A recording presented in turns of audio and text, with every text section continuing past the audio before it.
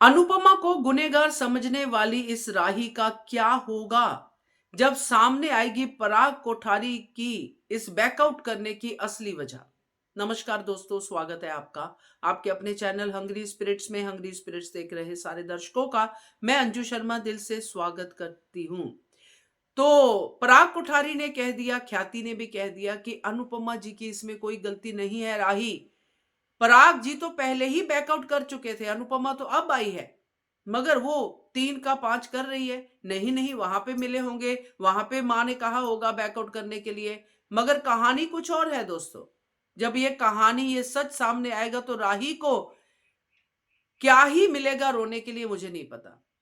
पछतावा तो उसको क्या ही होना है। चलिए बात करते हैं उस सच की। पहले वही निवेदन, जिन्होंने अभी तक चैनल को सब्सक्राइब नहीं किया है कर लीजिए, साथ में दोस्तों बेल आइकॉन दबाइएगा ताकि आपको हमारे वीडियोस के नोटिफिकेशन मिलते रहें।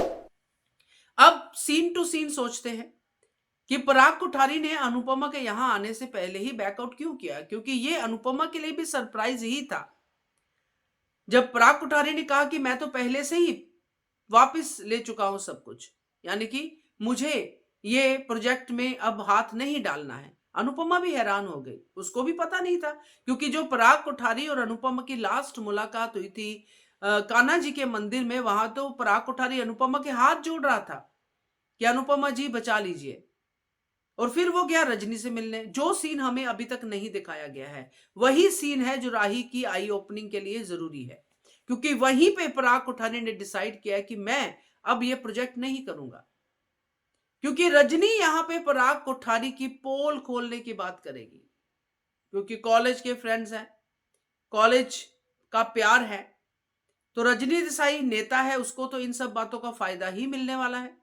और वो बिल्कुल साफ कहेगी कि मुझे कोई फर्क नहीं पड़ता प्रोजेक्ट में रहो ना रहो, मैं तो अपना फायदा इसमें निकाल ही लूंगी, तुम्हारी काली करतूतें कॉलेज वाली सामने लाके कि तुमने क्यों ये फैसला लिया, क्योंकि तुम मुझसे पीछा छुड़ाना चाहते हो, वगैरह वगैरह। ब्लैकमेलिंग करेगी पराग कोठारी को, और वहीं पे पराग कोठारी समझ जाएगा कि अगर अब मैं हुआ तो ये पूरी जिंदगी मेरी छाती पे मूंग दलेगी रजनी कोठारी, क्योंकि रजनी का भी उसमें नुकसान ही है अगर पराग कोठारी बैकआउट करता है। मगर यहां पे पराग कोठारी ने बैकआउट किया है रजनी के सामने, इसलिए क्योंकि वो ये रजनी को कहेगा कि मैं तेरे से कुछ वापस नहीं चाहता, जो मेरा चला गया, मेरा नुकसान हो गया, मुझे कुछ भी वापस नहीं चाहिए रजनी, बस तेरा मेरा केस यहीं पे क्लोज हो जाना चाहिए। ये बात बाहर नहीं जानी चाहिए कि तेरा और मेरा क्या रिश्ता था कॉलेज में। रजनी को वंस एंड ऑल टाइम अपने आप को ब्लैकमेल करने देगा पराग कोठारी, इसलिए रजनी फुदक रही है, उसको कोई फर्क नहीं पड़ रहा कि पराग कोठारी बैकआउट कर गया। पराग कोठारी ने इस रियल एस्टेट के बिजनेस से अपना हाथ पीछे खींच लिया, मगर पैसा पीछे नहीं खींचा है। करने को तो पराग कोठारी भी केस कर सकता था, मगर उसने नहीं किया है। उसने ये डील किया रजनी से कि ठीक है, मुझे कुछ नहीं चाहिए, क्योंकि रजनी ने जब ब्लैकमेलिंग की बात की होगी, पराग कोठारी ने यही फैसला लिया होगा कि वंस एंड ऑल इसका मुंह बंद कर देता हूं, मुझे कुछ नहीं चाहिए, मैं बैकआउट कर रहा हूं, तू संभाल तेरा बिजनेस, तू देख ले तुझे कैसे करना है। तो पराग कोठारी अपना सब कुछ दांव पे ऑलरेडी लगा चुका है, ऑलरेडी वो हार चुका है, हार के घर पे वापस आया है।